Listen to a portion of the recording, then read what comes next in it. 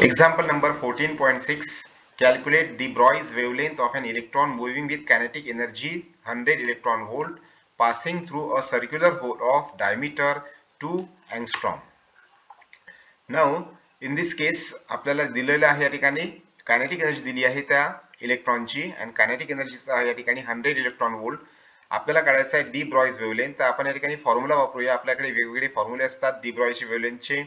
D ब्रॉग्लीज वेव्हलेंथचे वेगवेगळे फॉर्म्युले आहेत. त्यापैकी आपण ज्या फॉर्म्युल्यामध्ये कायनेटिक एनर्जी आहे तो फॉर्म्युला वापरूया.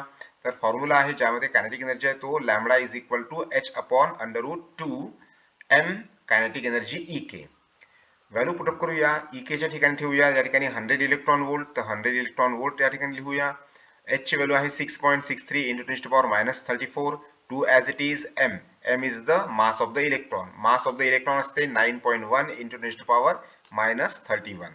त्यानंतर इथं या ठिकाणी कायनेटिक एनर्जी आहे किती आहे तर 100 इलेक्ट्रॉन व्होल्ट.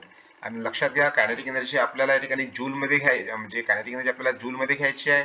तर जूल मध्ये कन्वर्ट करण्यासाठी आपण त्याला इलेक्ट्रॉन व्होल्टचं जूल मध्ये करताना 1.6 मल्टिप्लाइड बाय 10⁻19 ने मल्टिप्लाय करतो.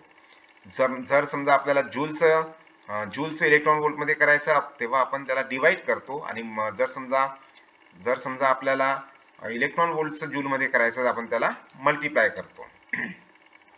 या ठिकाणी या सगळ्यांच्या व्हॅल्यू पुटअप केल्यानंतर याचं कॅल्क्युलेशन केल्यानंतर आन्सर येणार आहे 1.23 × 10⁻⁻1 मीटर. यालाच आपण 0.123 मीटर असं सुद्धा लिहू शकतो.